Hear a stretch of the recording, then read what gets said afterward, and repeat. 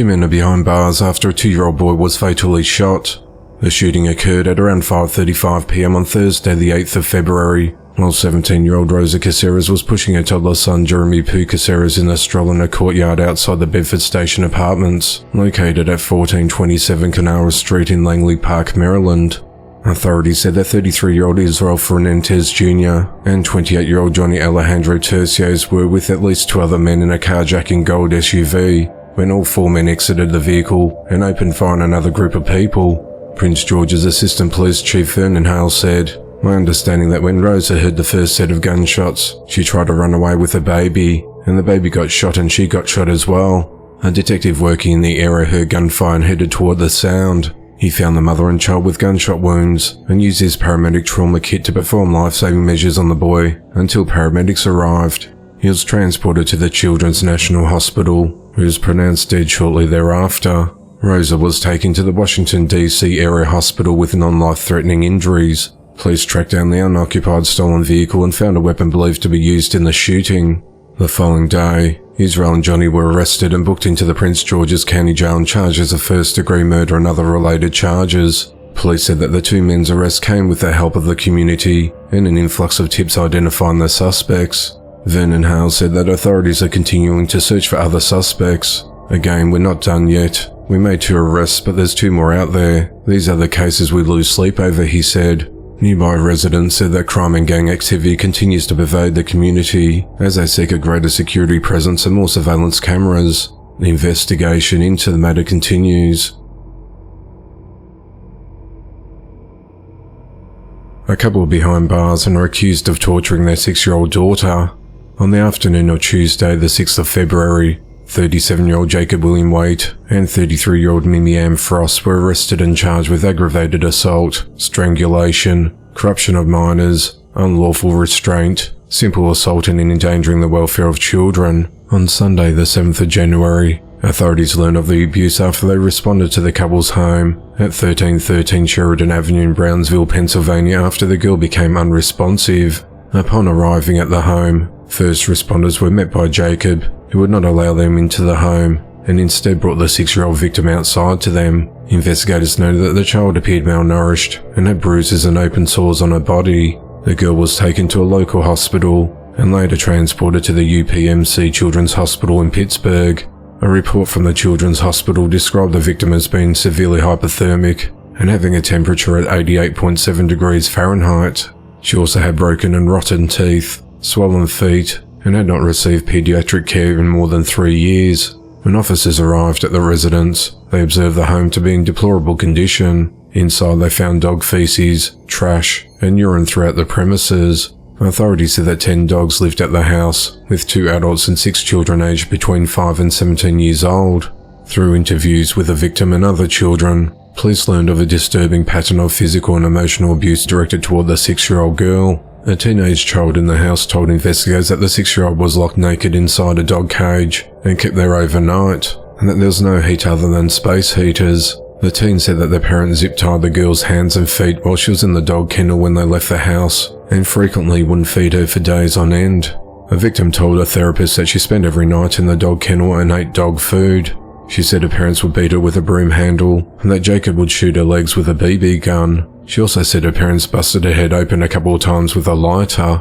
Fayette County District Attorney Micah Bill said, "The 6-year-old child was left in this cage naked without food. She'll be punished if she was able to escape that cage to go get food." And to make matters worse, there was evidence that at least a few of the other children may have participated in the abuse with the parents. He said it was unclear why, in a home with 6 children, only the 6-year-old was targeted for such abuse. "We're trying to figure that out. It's incredibly callous. This child was tortured and we don't really understand why. It didn't seem like any of the other children in the house were suffering any abuse," he said, also noting that the family's 10 dogs did not appear malnourished. Mike said throughout the investigation, "We realized this girl had suffered. For lack of a better way to put it, she had been tortured in that house. There were numerous abrasions on her body, open sores. She was believed to be septic," he said. "We found evidence that the little girl had been in the cage that was zip-tied shut. There was a master lock on one side. She was unable to get out of the cage. Apparently was punished any time she did get out of the cage to try and get food," he added. Authorities stated that the girl could have died as a result of this egregious abuse and neglect, and if she returns to her current environment, she's likely to die of abuse and neglect. Jacob and Mimi are held at the Fayette County Jail with bond denied. The investigation into the matter continues. Homicide detectives are investigating after 20-year-old Ramiah Griffin was found fatally shot. At 4:32 p.m. on Friday the 9th of February, authorities responded to Ramiah's apartment in the 5400 block of Young Ridge Drive in Baldwin, Pennsylvania to complete a welfare check. When officers arrived, they entered Ramiah's ground-level apartment and found her deceased with a dozen gunshot wounds. Her 1-year-old daughter was found unharmed inside near her mother's body. Authorities said that Ramiah was likely shot more than 13 hours earlier at around 3 a.m. after neighbours reported hearing the sounds of gunshots at around that time. One neighbour reported hearing a baby crying for a long time and had an eerie feeling about it. No arrests have been made to date, and the motive of the killing is unclear as the investigation into the matter continues. A 19-year-old man is behind bars in connection to the fatal shooting of a 41-year-old man. At around 2 a.m. on Saturday the 10th of February, authorities responded to the intersection of Gamage and Grub Roads in Eufauler, Alabama on reports of shots fired. When officers arrived, they found a deceased man with gunshot wounds. The man was identified as 41-year-old Antoine Lauder, and his death was ruled a homicide. During the investigation, police identified 19-year-old Wayne Fitzgerald Thomas Jr. as a suspect, and was arrested that same day. He's been charged with murder, theft of property and tampering with physical evidence. He's currently being held at the Eufaula County Jail with no bond set. No further details have been provided on the case as the investigation into the matter continues. A 30-year-old man is behind bars for fatally shooting a 29-year-old man. At around 4:45 p.m. on Friday the 9th of February, authorities responded to an apartment complex at 900 Channing Way in Goose Creek, South Carolina after a woman reported finding an unresponsive man on her front porch with a gunshot wound to his head. First responders arrived and pronounced the man dead at the scene. The Berkeley County coroner identified the victim as 29-year-old Brandon Gregory Cobbs Jr. Authorities received multiple tips and leads and identified Dwayne Devore as the suspect. Investigators said that following the shooting, Dwayne fled the scene in a grey Nissan sedan.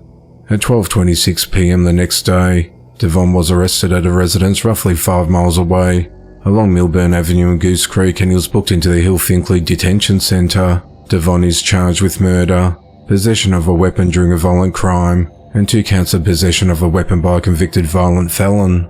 The motive in the killing is unclear, as the investigation into the matter continues. A 21-year-old man is behind bars after his 3-year-old brother fatally shot himself.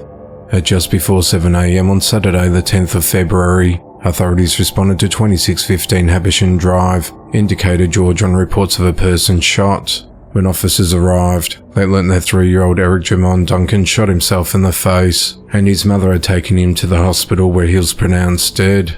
The investigation revealed that the boy shot himself with a gun that belonged to 21-year-old Antoine Jordan, who police said left the gun unsecured. Antoine was arrested and booked into the DeKalb County Jail on charges of second-degree murder and cruelty to children in the second degree. He appeared in the DeKalb County Magistrate Court on Monday the 12th of February and was denied bond. Authorities said multiple other people were detained, but have not said whether anyone else faces charges. The investigation into the matter continues. 31-year-old Chad Egan is behind bars for starting a fire that killed 43-year-old Angela Eileen Craig, as well as a pet dog and cat. At around 3:30 a.m. on Saturday the 3rd of February, authorities responded to Angela's home along the 3300 block of Halber Street in Flint, Michigan after she called 911 to report that Chad was banging on her door repeatedly and that she wanted him to leave. Officers spoke with Chad at the scene and he left. Police tried but failed to make contact with Angela following the incident. And shortly after 4 a.m, police and firefighters were called to Angela's home for a residential fire. On their way to the victim's home, emergency responders passed Chad about a mile away as he was walking along Lavelle Road. Flint Town Fire Department personnel located Angela unresponsive inside her home, and she was transported to a local hospital where she was pronounced dead. Authorities said that Angela died of smoke inhalation and that her dog and cat were also found deceased in the fire as well. Investigators said they obtained surveillance footage showing Chad walking towards and away from Angela's home multiple times, as well as in the front of an abandoned house nearby. Officers observed a lighter light up, and then Chad walking across the street and off camera. Investigators said the footage shows houses in the neighborhood lit up from Angela's home on fire. Later that evening, police went to Chad's house and arrested him. He was booked into the Genesee County Jail on charges of murder, arson, and habitual offender fourth offense. Angela is survived by 6 children. The relationship between Chad and Eileen and the motive of the killing is unclear, as the investigation into the matter continues. 23-year-old Theresa Smith has been arrested after a 4-year-old child was found driving a car with a toddler inside. At around 10 p.m. on Sunday, the 11th of February, police were called to a parking lot in Winton Road in Cincinnati, Ohio for a domestic incident. When officers arrived, they found 2 unattended children inside a Honda Accord. A 4-year-old was sitting in the driver's seat of the vehicle, moving their car back and forth in the parking spot while a 2-year-old child sat in the back seat of the running car. Police were ultimately able to stop the car and put the car into park before arresting Theresa for failing to supervise the children. She was arrested and charged with 2 counts of endangering children and booked into the Hamilton County Jail with bond set at $10,000. If released, she is required to wear a GPS monitor. 24-year-old Tatiana Iniguez is behind bars after she attacked 2 guests at her home, including stabbing one of them. At just after midnight on Sunday the 11th of February, authorities responded to a residence at 3721 Madison Avenue in Lincoln, Nebraska on reports of a stabbing. When officers arrived, they located 2 women who said Tatiana beat them after they remarked on how dirty her house was. The women, along with 2 children, were visiting Tatiana's house and made a comment about the home's untidiness, especially considering the other 2 children who lived in the home. Upset, Tatiana attacked one of the women and choked her, and then began punching the second woman in the head as she stepped in to intervene. At one point, Tatiana picked up a knife and slashed one of the women in the face, causing a 1.5-inch laceration below her right eye. The stabbing victim also had defensive wounds on her hands. Authorities said that 4 children were home at the time when the fight broke out. Police in the home noticed an extreme amount of dog feces and dead mice in the basement, as well as other dirty clothing items. During a search of the home, officers seized a very large knife that was used in the attack. The 2 children living in the home were placed into the custody of a family member. Tatiana was arrested and charged with second-degree assault and possession of a deadly weapon while committing a felony. She is held at the Lancaster County Jail on a $25,000 bond. 21-year-old Jordan Fowler has been charged with murder following the death of her 1-month-old baby daughter Charlotte Fowler last year. At just after 1 p.m. on the 15th of October, authorities responded to 5 Rita Court in Belvedere, South Carolina on report of an unresponsive infant. When deputies arrived, they found the child's great-grandmother performing CPR on the baby. Investigators said the child was not breathing and was cold to touch, and was pronounced dead at the scene. Jordan told officials that she checked on Charlotte at around 9 a.m. that morning while she was sleeping in her crib, and that she then went to her bed to sleep. She said that when she woke up at around 1 p.m, she went to check on Charlotte and found her unresponsive. She said that she called her grandmother and then 911. During the course of the investigation, authorities learnt that Jordan forcibly squeezed and shook the child between the 20th of August and the 15th of October.